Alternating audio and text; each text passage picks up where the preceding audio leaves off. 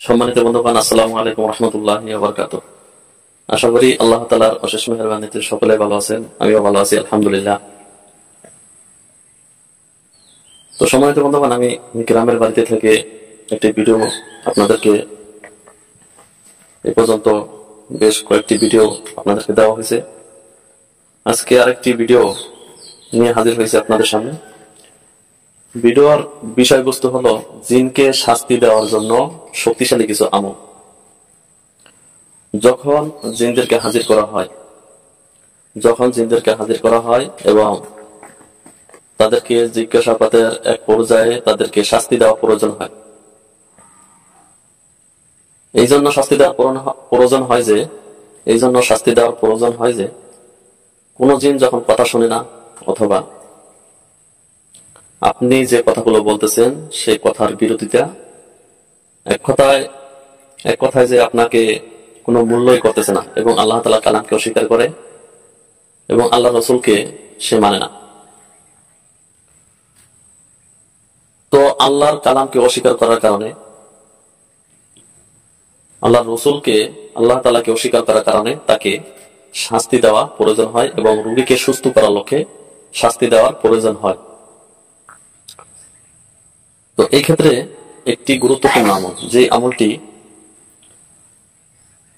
অনেকে জানে আবার অনেকে জানে না।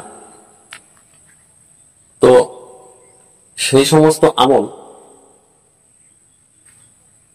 আপনি যখন করবেন, সবসময় মাথার মধ্যে এই চিন্তাটা আপনাকে থাকতে হবে যে অন্যায়ভাবে কোনো জিন যাতে ক্ষতিগ্রস্ত না হয়। অন্যায়ভাবে যদি কোনো জিন ক্ষতিগ্রস্ত হয়, আপনি যদি তার উপরে জুলুম করেন, আল্লাহ পাক আপনারও ওই বিচার করবেন যে কেন অন্যায়ভাবে তাকে শাস্তি দিছিলা অথবা তার উপরে জুলুম কেন করছিলা। অন্যায়ভাবে কোনো জিনের উপরে আঘাত করা যাবে না। এই সমস্ত বিষয়কে ফলো রেখে যখন এই আমলের দ্বারা আপনি শাস্তি দেবেন, সে ওই শাস্তি পাবে এবং সে ওই শাস্তির যোগ্য। আপনি যখন এই আমলটা করবেন, ওই জিনগুলোর শরীরে আগুন ধরে যাবে, সে আগুনের শাস্তি ভোগ করতে থাকবে। এমন একটি আয়াত আপনাদেরকে শেয়ার করবো ইনশাআল্লাহ। সম্মানিত বন্ধুগণ,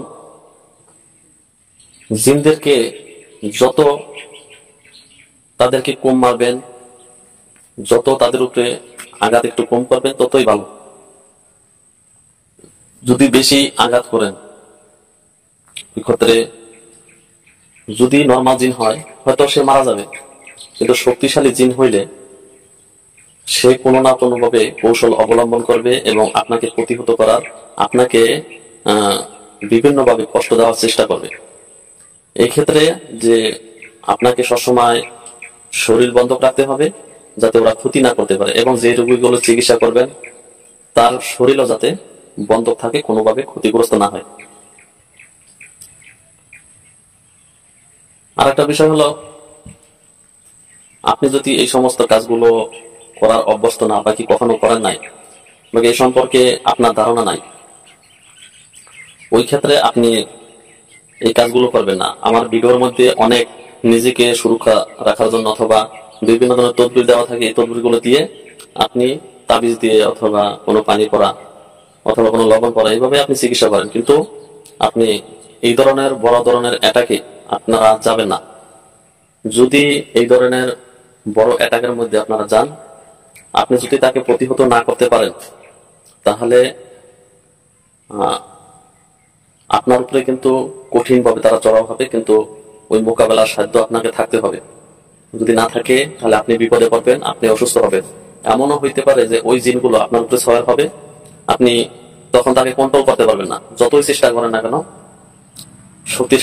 শক্তিশালী জিন হইলে আপনি তাদেরকে সহজে কন্ট্রোল করতে পারবেন না। যারা ওই সমস্ত জিনদেরকে কন্ট্রোল করতে পারবেন না, তারা এই আমলগুলো ব্যবহার করবেন না।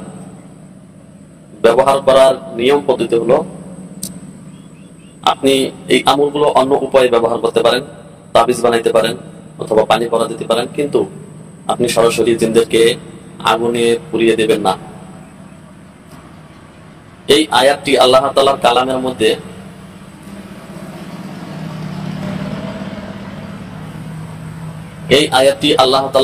মধ্যে এমন একটি আয়াত, যে আয়াতের দ্বারা জিনগুলো পুড়ে যায়, পুড়ে তারা মারা যায়। কিন্তু যখন মারা যাবে, তাদের যে আত্মীয় স্বজন থাকে, ভাই ব্রাদার থাকে, তারা কিন্তু এই প্রতিশোধ নেওয়ার জন্য আপনাকে অ্যাটাক করবে। ওই ক্ষেত্রে যে ভালো কাজ জানে, যার এই যোগ্যতা আছে যে তাদেরকে প্রতিহত করতে পারে, তারা যদি এই কাজ করে, তাহলে আশা করা যায় আল্লাহ তাআলার রহমতে তার কোনো সমস্যা হবে না। এই জন্য আমি যে কথা বলতেছি যে অভিজ্ঞ হইলে, দক্ষ হইলে আপনি কঠিন অ্যাকশনে যাবেন, না হয় আপনি কঠিন অ্যাকশনে যাবেন না, তাবিজের মাধ্যমে তাদেরকে ফিরানোর চেষ্টা করবেন। সবার যোগ্যতা এক না, সবাই একভাবে কাজ করতেও পারবে না, এবং সবাই সফলতাও অর্জন করতে পারবে না। সফলতা অর্জনের জন্য, কাজগুলোকে সফলতা পৌঁছানোর জন্য আপনাকে রুহানি শক্তি প্রয়োজন। যেই রুহানি শক্তির কারণে আপনি তাদের সাথে যুদ্ধ করে জয়লাভ করতে পারবেন, বিজয় অর্জন করতে পারবেন। যদি ওই ধরনের যোগ্যতা, ওই ধরনের রুহানি শক্তি আপনার যদি হাসিল না থাকে, তাহলে আপনি সোলো কাজ করেন। যখন আপনি রুহানি শক্তি পরিপূর্ণভাবে অর্জন করতে পারবেন এবং জিনদেরকে ওইভাবে আপনি কন্ট্রোল করতে পারবেন, তখনই আপনি এই কাজগুলো, শক্ত কাজগুলো আপনি করতে পারবেন। তো সম্মানিত বন্ধুগণ, যেই আমলটা আমি দেওয়ার জন্য এতক্ষণ ধরে আপনাদের সামনে আলোচনা করতেছি, সেই আমলটি হইতেছে সূরা বুরুজের 10 নং আয়াত। মনে রাখবেন, সূরা বুরুজের 10 নং আয়াত। আয়াতটি হইতেছে ইন্নাল্লাযীনা ফাতানুল মুমিনিনা ওয়াল মুমিনাতি সুম্মা লাম ইয়াতুবু ফালাহুম আযাবু জাহান্নামা ওয়া লাহুম আযাবুল হারিক। এই শব্দ, এই আয়াত আপনি যখন পাঠ করবেন, আপনাকে মনে মনে আল্লাহ তাআলার প্রতি পুরো সাহায্য নিয়ে এমন ভাবে তাদের উপরে আঘাত করতে পারেন, আপনি যেমন মন থেকে আল্লাহ তাআলার প্রতি যত গভীর ভাবে আল্লাহ তাআলা ধ্যান করতে পারবেন, তত বেশি এই আমলগুলো পাওয়ারফুল হবে। আপনি যখন এই আয়াতটা পাঠ করে ফুঁক দেবেন, ওর শরীরে আগুন লেগে যাবে। আপনি যদি ফুঁক নাও দেন, যদি এই আয়াতগুলো শুধু পাঠ করেন, ওর সামনে ও আগুনে গ্রাস হইতে থাকবে, আস্তে আস্তে আগুন তাকে গ্রাস করতে থাকবে। এই হইতেছে আমল।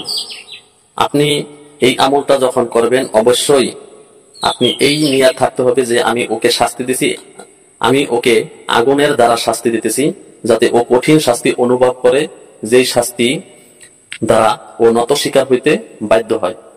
এরকম একটা নিয়াত করবেন। এরকম নিয়াত করার পরে আপনি কাজগুলো করেন, ইনশাআল্লাহ ওরা সহজেই আপনার কথা শুনতে বাধ্য হবে। আর যদি দেখেন যে জিন হাজির হওয়ার পর অতিরিক্ত উত্তেজিত অথবা অতিরিক্ত বাড়াবাড়ি করতেছে, অনেক বড় বড় কথা বলতেছে, তুই আমার কিছু করতে পারবি না, তোর ওই ক্ষমতা নাই, হ্যান ত্যান, অনেক আগ্রহ, অনেক ধরনের আপনাকে হুমকি দামকি অথবা অনেক ধরনের ভয় দেখায়, তো আপনি যদি ওই ভয় দেখানো শুনে, ওর কথা শুনে যদি আপনি কাপড়ায় যান, আপনি যদি ভয় পান, তাহলে কিন্তু আপনার উপরে আরো চড়াও হবে। আপনাকে মনে করতে হবে যে আপনি যত ওর প্রতি যত আপনি নিজেকে দুর্বল বানাইবেন, তত বেশি আপনাকে ও অ্যাটাক করতে থাকবে। আপনি যত বেশি সাহসী এবং যত বেশি রুহানি শক্তি নিয়ে ওর সামনে আগাইবেন, ওর সামনে কথা বলবেন, তত বেশি ও নরম হইতে থাকবে, গলতে থাকবে, এবং তার ওই অহংকারী কথাবার্তাগুলো বন্ধ হইতে থাকবে। সে অহংকারী কথা সহজে আপনার সামনে বলবে না। বললেও হয়তো দেখা গেছে আপনার কাছ থেকে দূরে যাবে, যাওয়ার পরে হয়তো দূর থেকে বলবে, সে কথাগুলো হয়তো আপনি শুনতেও পারবেন না। তো আপনার সামনে এই কথাগুলো বলার চেষ্টা করবে না। ওরা চিন্তা করবে তখন যে আমি যদি বড় কথা বলে ফেলি, তাহলে হয়তো আমার উপর বড় ধরনের অ্যাটাক করতে পারে। এই জন্য রুহানি শক্তিকে খুব, আপনার মূল হাতিয়ার রয়েছে রুহানি শক্তি। এই রুহানি শক্তিকে অর্জন করতেই হবে। আরেকটি হলো, আপনি যখন দেখতেছেন যে জিনটি কথা শুনতেছে না বা কি লড়াচড়া করতেছে, ওই ক্ষেত্রে ওই জিনটিকে আপনি শান্ত করার জন্য সূরা বুরুজের আরেকটি আয়াত আছে, ইন্না বাদাশা রব্বিকা লাশাদীদ। এই সূরাটি পড়বেন, এবং এই সূরাটি পড়ে আপনি এখানে অনেক তথ্য পাবেন। এই কালামের মধ্যে সূরাতুল বুরুজের মধ্যে অনেক আয়াতের মধ্যে ভালো ভালো কিছু নির্দেশনা আছে।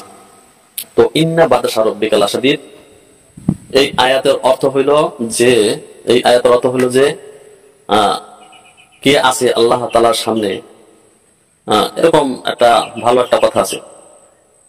তো অর্থটা আমার মনে নাই। তো এইরকম কিছু একটা বাক্য ওখানে লেখা আছে। তো আমার স্মরণ আইতেছে না বিষয়টা, আপনারা পরে বুঝতে পারবেন। তো ইন্না বাদাসা রব্বিকাল আসাদিদ আয়াতটিকে মনে রাখবেন। ইন্না বাদাসা রব্বিকাল আসাদিদ, এই আয়াতটি আর একটি আয়াত হলো সূরাতুল বুরুজের 10 নং আয়াত। আয়াতটি আপনাকে পাঠ করে শোনানো হইল। তো সম্মানিত বন্ধুগণ, এই ছিল আজকে আমাদের গুরুত্বপূর্ণ ভিডিও এবং আমল। এই ধরনের আমলগুলো যারা শিখতে চান এবং এই কাজগুলো যারা শিখতে চান এবং চিকিৎসা করতে চান, অবশ্যই আমাদের চ্যানেলটিকে সাবস্ক্রাইব করবেন এবং সাথে থাকা বেল আইকনটি বাজিয়ে দিবেন এবং শেয়ার করে দিবেন, যাতে অপ্রমেয়রা এই ভিডিওগুলো দেখে উপকৃত হতে পারে। সবাই ভালো থাকুন, সুস্থ থাকুন। আসসালামু আলাইকুম ওয়া রাহমাতুল্লাহি ওয়া বারাকাতুহু।